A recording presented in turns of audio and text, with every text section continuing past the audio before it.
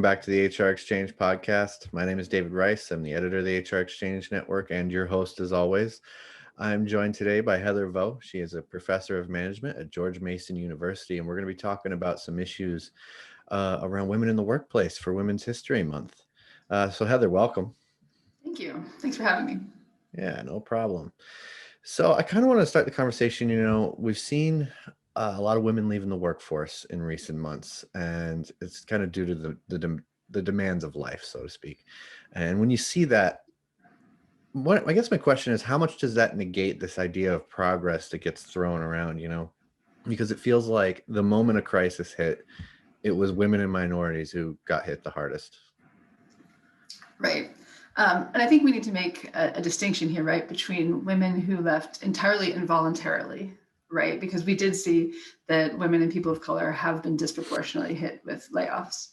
But then obviously there's also women who are leaving partially involuntarily in that they just couldn't juggle both the, requirements at home and keeping, a full-time or even part-time job. So that's just an important distinction to make. But within that, it's an interesting question about what does this mean for progress. I think you'll see my answers. I'm a little optimistic here that maybe things aren't going to be so bad. I think that men have to take on childcare responsibilities as well in ways that perhaps they haven't in the past. And so I think that might have been a learning opportunity for them to recognize the importance of that and the difficulty of it as well. So I'm optimistic that maybe the progress hasn't been undone, but I do think we still need to think about gender roles and how they and how homework disproportionately falls on women, and the sacrifices tend to fall more on women than they do on men. Yeah, absolutely. I think, like you said, I do think it's changing a little bit, but it's maybe not in time to have a bigger impact on this. So a big part of the issue has been, as you would expect, the demands of home life, as we've said, with kids doing homeschool. So how do you think employers can better support women to help see them through this period of time until life can go back to something resembling normal? Right. I think the key word here, probably not surprisingly, is flexibility. Right, is understanding that there are constraints, especially on women with children and young children, that we haven't seen before. And so flexibility in terms of like working hours, flexibility in terms of location of work, which we've certainly seen a lot of that. And just a general understanding that things might not get done as fast as they were in the past. I'm also hopeful that we are going to be out of this in the upcoming months, fingers crossed. But things that I have seen organizations do, like for instance, my university did come up with a childcare center that faculty could drop their children off at in a safe, socially distanced environment. And so that was certainly helpful for some faculty to aid them in getting work done, though it seems unlikely that organizations would institute that kind of policy at this point. But yeah, I think just really being understanding and flexible and recognizing that there's a lot of strain on people right now.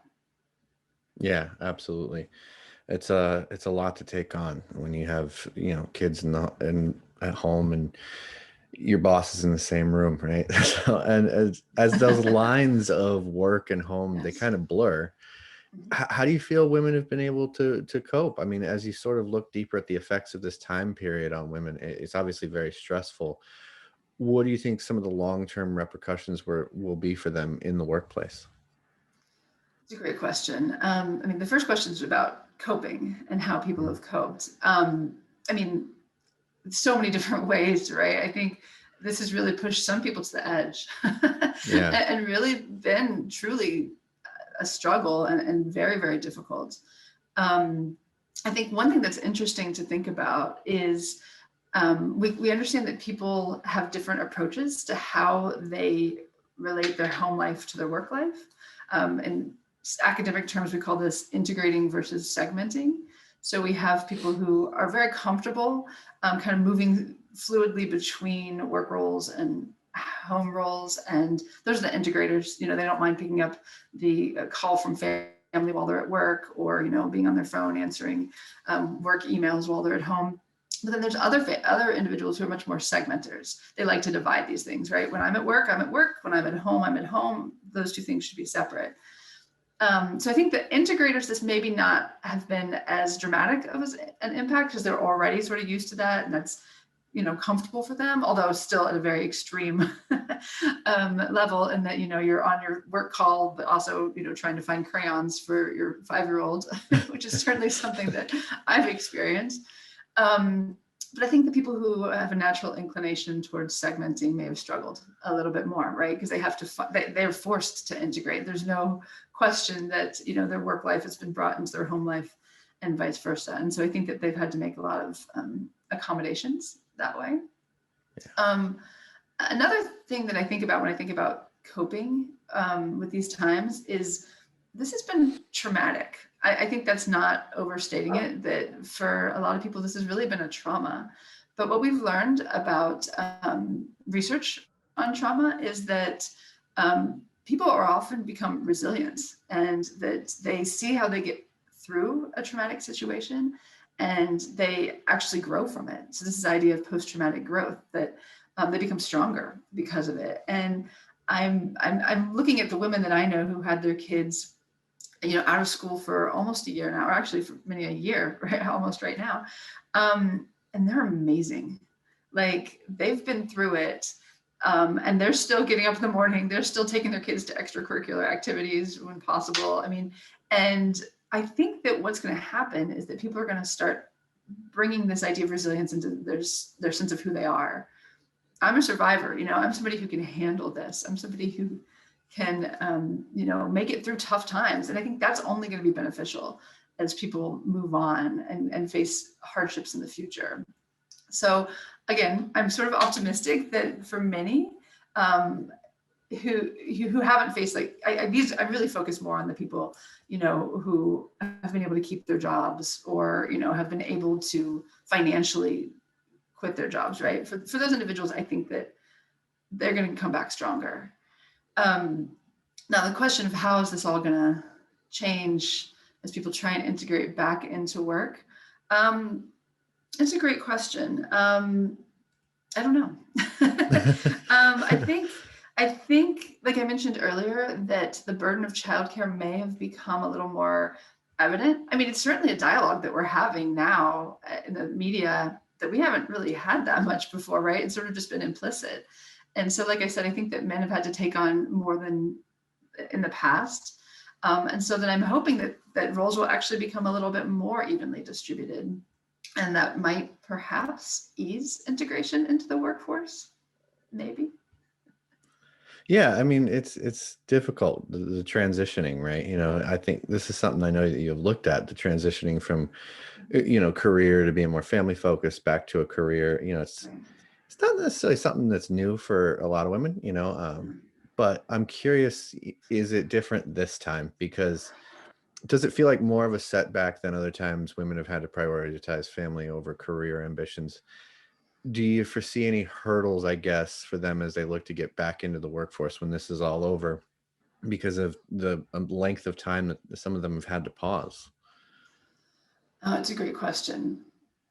And I think what's so unique about this circumstance is it's collective, right? Yeah. Usually when a woman leaves the workforce, it's, she has a child, or, some other circumstance that requires her to leave for a certain amount of time. And I wonder if the collective nature of this is going to make it different. That, everybody's facing somewhat similar circumstances, at least everyone with families that, had to pull out, or at least maybe decrease their involvement in the workforce. So I think, if we think about attributions and the explanations that people have, usually when it's like a baby, it's okay, well, she made this decision to pull out of the workforce, so she must not be committed. That sort of attribution happens, unfortunately. But I think in this case, it may be viewed as, less of a choice and just the circumstance. And so again, I'm hopeful that women will not face a lot of hurdles getting back, and that it'll be understood that this was just, a contingency of this pandemic that we all faced. Yeah, absolutely. So you've looked at new careers that have come up during the Yeah. pandemic, and I'm curious, have you seen any new opportunities for women that maybe weren't as prevalent before the pandemic? Well, we're seeing, although there's sort of different numbers on this, but we are seeing a rise in more sort of multiple job holding where people are doing multiple things. There could be a lot of different reasons for this. One of which is just the need to, make more money because, you maybe have gotten a decrease in hours or you're laid off. So then you have to find, alternate sources of um, revenue. But so, and I think that people are sometimes, for some people, especially those without young children, they've had more time on their hands. And so hobby jobs, I think, are happening more and more where people are taking their passions and are finding ways of making money out of those passions through things like Etsy and so forth. So I do think that this gig economy that we're talking about a bunch is increasing even more. So it's not new, but I do think that there are more people looking to that. And the gig economy, one of the great benefits of it is this flexibility, right? Is you choose when you work, you choose where you work, you choose how you work. And I think that that is something that has probably escalated during the pandemic and is probably just going to keep going post-pandemic. Yeah, we've definitely seen an increase of it. It was growing like gangbusters before, but I think Right. this is definitely Right. uh, put some fertilizer on it, so to speak. Um, a big thing that we talk about in HR these days is mental health. And I'm curious about the mental health impacts around all of this for women. You've done some research on how people construct identities around their careers. And I'm wondering about the impact of this for women. Does this impact how they see themselves and how they perceive society's view toward them? So I spoke a little bit earlier about the issue of resilience. And so I do think that that is one implication is that women can start to develop an identity as resilient or continue on an existing identity as resilient and that I overcame this. I can overcome anything. If I can deal with my children at home for a year, there's nothing I can't take on. Um, so I think that there is certainly that. Um, in terms of other identity implications, um, I don't know. I think that there is this recognition in society of the burden of childcare and how that is being placed disproportionately on women. I think that women are starting to, at least I've seen it in my own, group of people, starting to, ask for more from the men and require more. I mean, I used to have a group of like 5 or 6 female friends, and all of their husbands were actually the stay-at-home dads. Now, of course, this was pre-pandemic, but I do think that there's a shift there, and so I think that women are seeing themselves. I mean, and this has been going on for a long time, but women see themselves as mothers, for those who are, but also as workers, and that they are, willing to say, I am both of these things, and I need help in order to be both of these things and demanding that kind of assistance. Yeah. All right. Well, that is all the questions I had for you today. I want to thank you. And you used the word resilient, and it is something I'm seeing a lot more of these days. So Yeah. I think hopefully we all become a little bit more resilient through all this. Yeah. Well, thank you so much for having me. It was fun thinking about these issues. Excellent.